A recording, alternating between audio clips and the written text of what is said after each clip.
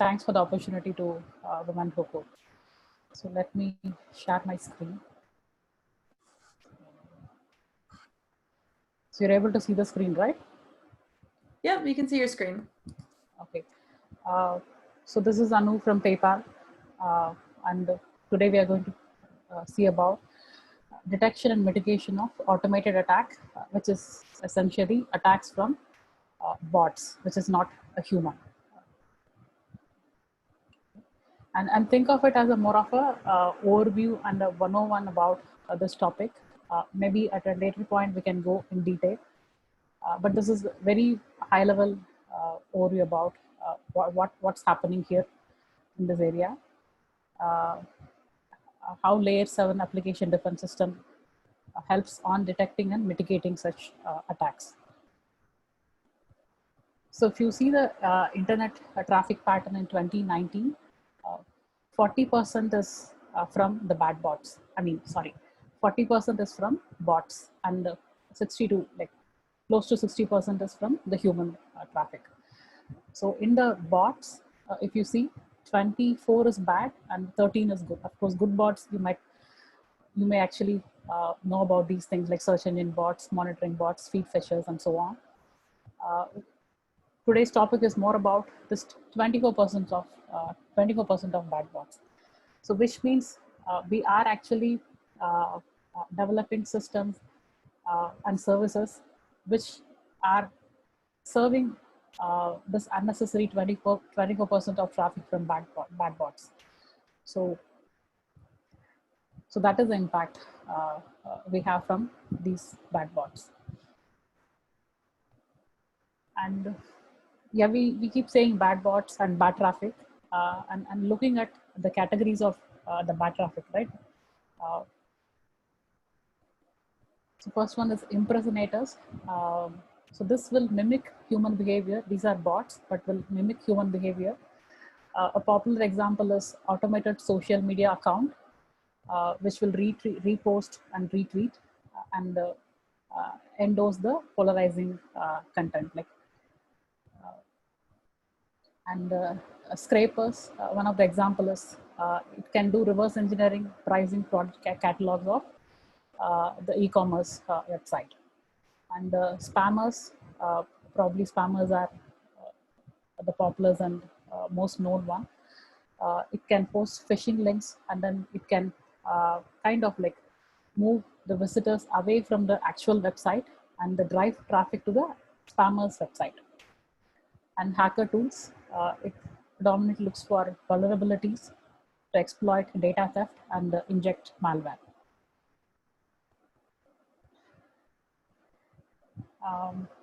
And so this was my perception also. I was thinking, okay, maybe attacks are typically tend to fintech industry because that is where the money is, right?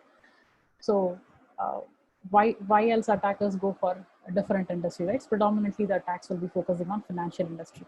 Yes, predominantly yes, it is financial, but that is not just it. It is the bad bot traffic is across multiple industries, like education to airlines to publishing, marketing, gambling, then the real estate. So, and yeah, there are some of the examples in financial industries, credit card theft, account takeovers, and so on. So similarly, anything online, right? So wherever data is, so that is data is the new money probably. Okay, so I'll quickly switch and move on to a. Uh, so this is a website. Have I been pawned? So the idea is to actually have the publicly available breached data. So this website is actually known for a good cause. It has all the publicly available breached data, and it does provide service to corporates and industries in helping their services secure. And as an individual, you can go to the site. For example, I'm actually typing in my email ID, and it will tell you whether this email ID is being breached in the history. Okay.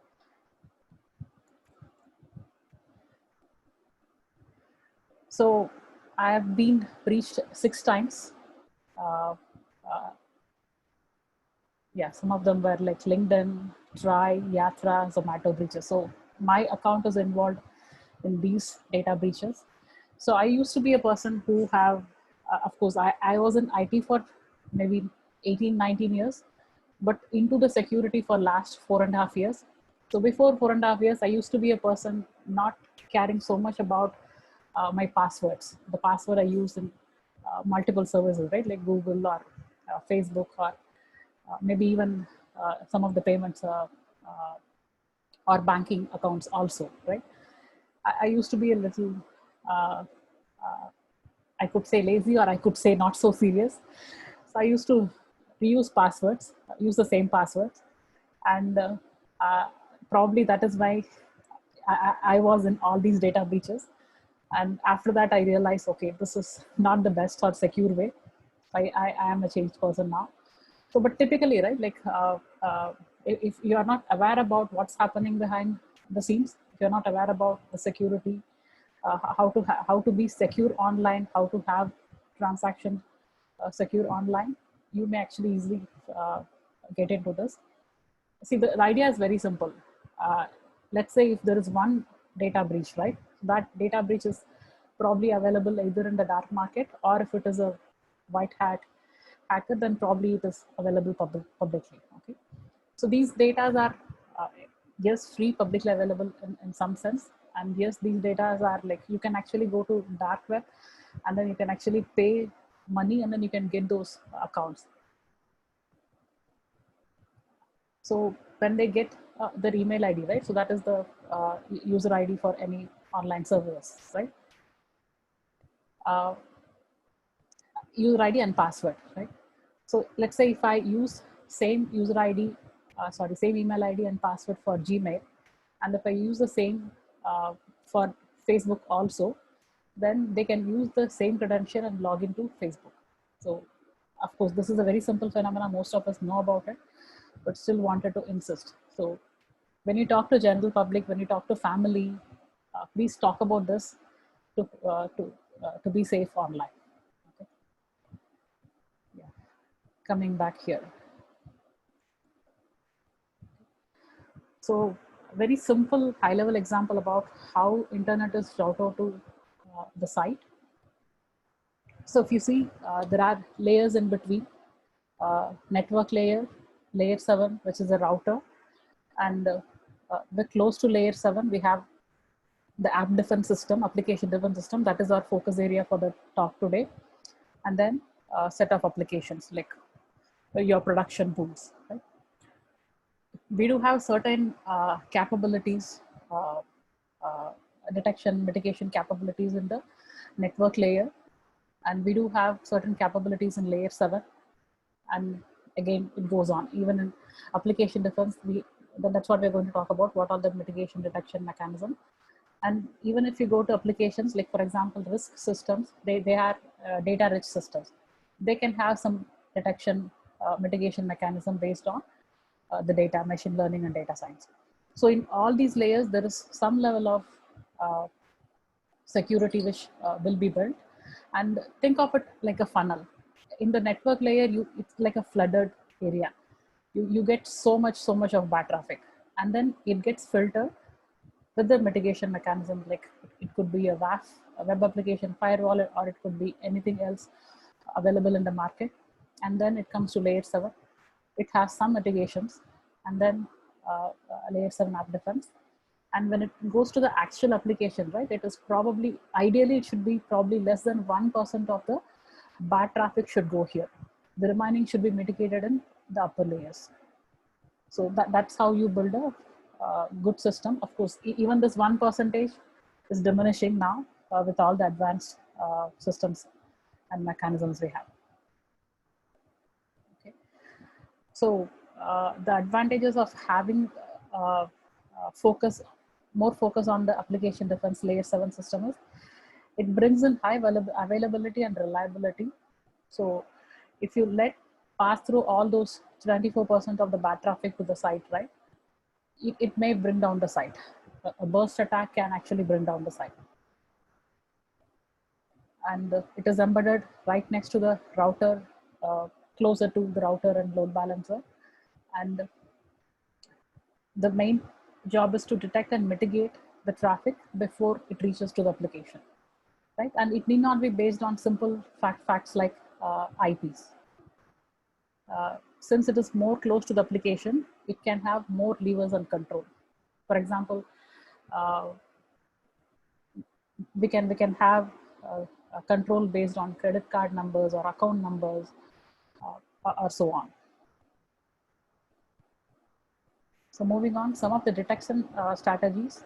A typical one is a HTTP pattern based. This is available in all popular web application firewall product available in the market. This is typically uh, patterns which may be manually analyzed patterns, or even with the help of machine learning data science, you analyze a pattern and then you identify that, okay, this is an abusive pattern. This is a bad traffic. This is not coming from human. So you identify such pattern uh, based on the HTTP request parameter. Okay, this is, it could be like the order of headers is always like very different than how it comes via legitimate browser, or in this particular business use case, you always expect a mandatory parameter. So if it is missing, then you actually say it is a malicious traffic, right? So these are the pattern. And we are talking only about the detection strategies here. How we mitigate, we'll talk later. Okay. Second category is looking at the rate, which is the velocity. This is also available in the popular web application firewall products. Here again, the two categories. One is low flying attacks, which is coming in a kind of a minutes plus pace. And burst attack is coming in at a much higher pace, which is probably sub-seconds. So here we can detect whether it is a rate-based attack. Let's say somebody is trying to sign in to google.com. Okay, it cannot be like from one single IP as a human sitting from the laptop or computer. From one single IP, that person cannot actually trigger like thousands of requests in a minute to Google. So that is definitely should be a script or bot behind it. So that's how we actually categorize rate-based attack. And so this is an interesting area, like shared threat intelligence. It could be, some of it could be within the corporate, within the company, and some of it could be the industries coming together, like common industries. Like you might have heard about like banking sectors coming together and then share the data, so that if a person's credibility is not good, the person may not get a loan or whatever the financial service across the financial related or the banking sectors. So we do share data, right? So industries do come together and share these threat data, and we can build our threat intelligence based on that data and model. Uh, so simple one could be like known bad actors, right? Like known bad IPs, known bad user agents, and known compromised account. Like we saw data breach and compromised account in the Have I Been Pawned website, right? So known compromised account. So these can be feed into the system, and when the system sees request from these known bad actors next time, then it will treat those requests differently. So treating comes as part of a mitigation strategy. We can block or we can challenge those requests, which we'll see in the next slide. So this is detection, right? So when we see the same pattern, same known bad actor, like bad IPs or bad user agents or compromised accounts, if you see, then we treat them differently. So that is the idea over there. And unverified device. You might have seen from Google, like let's say from my husband's phone, if I log into my Gmail account, then it will actually send an alert email to my email. Okay, an attempt is made from a new device, right? So, so we actually call a device is unverified when there is no history of uh, a successful login made from that device. So we call that as an unverified device. So when a login attempt is made from the unverified device, we can actually treat them differently. And machine learning and chat intelligence are like more or less same. The idea behind this is it is a combination of human and machine. That's what we could do here. Uh, see, there are areas in industry where you can actually totally go for data science and machine learning, where uh, the false positives are okay. You can live with false positives, right? Like, but here it is very difficult. So it cannot be totally automated, totally based on data science and machine modeling. So it has to be a combination of human and uh, machine learning. Uh, so we are looking for systems which can actually translate this data, right? Whatever the data we have, right? Based on the modeling. So systems needs to translate this data into attacks and policies, attack data and policies. So that way, all these attack data will be translated into very useful pattern-based policies or rate-based policies or any threat intelligence-based policies, so that it detects these bad traffic. So that is the idea behind machine learning. And some of the mitigation strategies. A very simple one is block. If for definitely, like if you see definitely something is bad, okay, there is no doubt about it, we go for block, which is HTTP status code 429, too many requests. And if you see it is like, it is a gray area, right? It may be, it looks suspicious. We are not sure whether it is really bad or really good. So in those cases, we go for CAPTCHA. In CAPTCHA, we have like two categories. The first one is visible. You might have seen CAPTCHAs across many online services. Even in visible, there are multiple subcategories which are coming out now. The idea is to have more secure, but then less friction. So the first one is a text-based CAPTCHA. You want to actually type in the text. It can be an audio-based also. And then other one is a checkbox. At times you will see just clicking a checkbox will actually allow you. But then if you are really, if the Google thinks, this is actually a Google reCAPTCHA one. So if the Google Analytics thinks you are suspicious, you are more suspicious, then it will actually throw you this image CAPTCHA. So you need to select all the images, which is car or where the street sign is or when there are stores, right? So, and of course, the CAPTCHAs are good with respect to security. It is actually more hard for bots or machine, right, to actually act correct and then move further. So those bots cannot mimic human. Like it cannot actually just click on this, I'm not a robot, very easily. So Google Analytics can detect whether it is from human or it's from machine. So it is actually very good on the security perspective, but when it comes to usability, right, it does have a friction. So we may actually lose some customers. There will be a drop. There can be a drop in conversion rate.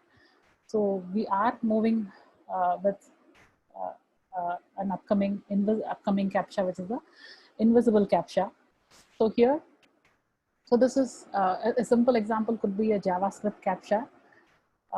So a legitimate browser which have a JavaScript environment that will automatically solve the CAPTCHA behind the screens, and then the user will be allowed to go on with the flow, get on with the flow.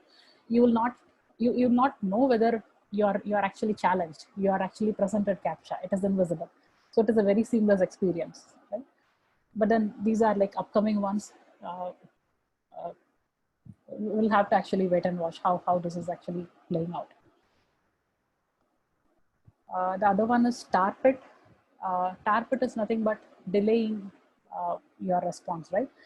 For example, when you see a sign-in attempt is invalid, maybe some password is incorrect, something like that. If your sign-in attempt is invalid, then we can delay the authorization procedure intentionally, right? So that way you can slow down the attack. And honeypot is again one mechanism. Honeypot is nothing but data and system, which is like which is intentionally actually built and then uh, uh, put out by the same company. For example, maybe let's say this is a company based on providing financial services, right? So they can actually create credit cards, okay, and then they can actually put it in the dark web, okay, a stolen credit card or something of that sort, which is available in the dark web. So hackers out there, they can actually, or for whatever purpose, right, they can actually go buy those credit cards, stolen credit cards, and if they try to use them, right, so we have a tracking mechanism built in for those honeypot data, which is the stolen credit card here. So the moment if the attacker actually start using this data, we will know about it. So without tracking, we know about it, and then we can actually easily track the attack pattern. Okay, where this is coming from, and all the source attack we will be able to find, and we will be able to mitigate.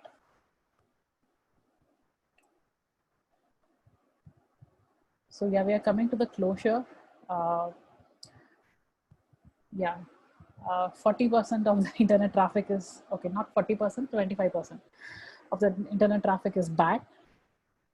And layer 7 is one of the effective way to detect and mitigate attack traffic because it is closer to the application. It has more data than the network layer and things like that. And there is a need to keep the bad traffic away, and that actually in turn helps on the availability of the system. And yes, there are like sophisticated bots, sophisticated attacks. It is no longer a simple or a medium complex attack. These are sophisticated attack. Like the bots mimic almost like human.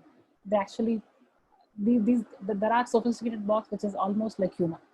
So it is very difficult to actually differentiate good versus bad these times, and we are moving towards mitigation, more innovative mitigation strategies, which could be like shared intel and machine learning. So that's about it. Thank you so much. I really appreciate you sharing your knowledge, your very deep knowledge today. We have 3 questions right now that I can see. So the first one was just asking if we can get some examples of shared threat intelligence. They're asking for some recommendations from you. Yep. So if you, okay. So I was highlighting about how have I been pawned, right? So that is the shared intel data, just the data, compromised, all the data, all the compromised data, which is available from the public breach data. Okay, so that is available in that site. Okay. So as a company or as an industry, we actually go get the data and then you feed into your system. Okay, and let's say somebody with that compromised account, let's say my account is compromised, anubcsc@gmail.com, my account is compromised, right? Let's say the same account is actually used to log in to your website. Okay, maybe it could be like Facebook or Google, whatsoever. Then we treat them differently. One of the differently could be I can be taken to a password reset flow. I will not be allowed to use the password. Yeah, only after resetting the password I'll be allowed to continue the flow. It will actually it can actually show some message like, say again, we will not be so transparent in telling them why we are asking for you to reset the password, because the user go panic. Okay, am I being like compromised in this particular website, right, in this particular service, right, either Google or Facebook or whatsoever, right? So we won't be transparent in telling them, but we'll tell them, okay, for there is an improved security, and then we ask you to actually move on, and then you got to reset your password, and only then will allow. So once the password is resetted, you are no longer a compromised account. Your password is new and stronger, probably. We actually ask you to actually have a better, stronger password, and then on, you're not a compromised account. So that is one example for shared intelligence. So just while you were discussing that, someone asked a new question. Would you recommend using or storing passwords in Google or in other password stores? It's a tricky question. See, I don't recommend any open source, I mean, any third parties or whatsoever. See that there are, yeah, I don't want to like insist on any third parties here, but then, yeah, there are secure products available out, and yeah, let's not compare something with Google, but yeah. So I'll probably stop there. Yeah. Just changing the topic. One of the other questions that came in during the talk was, for rate or velocity attacks, what if the IP address is a NATD IP originating from a company where many employees are working? In that case, many failed attempts and successful attempts can originate from the same IP address. Right. Yeah. So we know that it is an issue, but I don't know whether it's the right solution. But typically, what we suggest and what we do is we whitelist those. Maybe it could be a guest Wi-Fi or something of that sort, native IP. So we typically go whitelist those set of IPs. So these, see, similar to known bad actors, we do have known good actors. So this comes under known good actors. So that is that I mean, that way the experience is seamless. So okay, something else a little different as well. Under mitigation strategies, is there a challenge-based mechanism like CAPTCHA for APIs?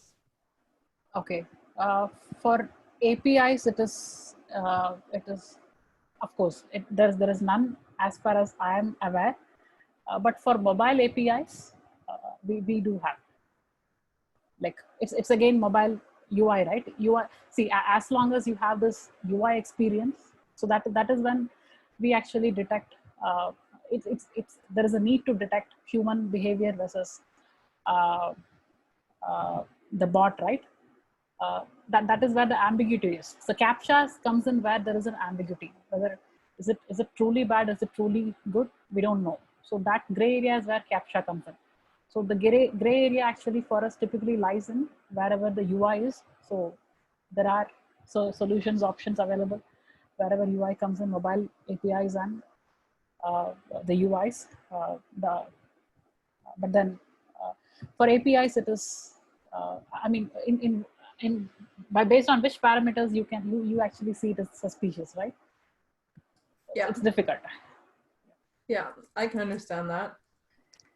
Another question that came in is someone just asking, could you elaborate a little more on humans handling false positives? So with bots getting better at mimicking humans, what kind of information or factors can help a human tester make better judgments than a machine learning model? Okay. See, yes, the bots are getting better. They do exactly mimic humans. See, we are competing with attackers. See, our competition is attackers. So we got to be one step ahead, thinking big, thinking like attackers and so on, right? So with that in mind, you can actually invest in your device fingerprinting, which cannot be mimicked by bot, right? So these invisible captchas are based on device fingerprinting. So that is, since it is all evolving and it is all like getting prototyped, but I see that those are the device fingerprinting is actually very promising. So those are that is again just one example, but there is no single silver bullet here.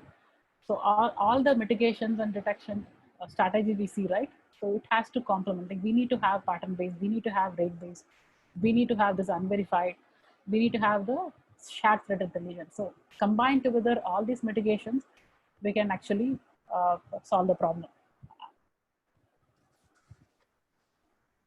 Wow, I certainly learned a lot today.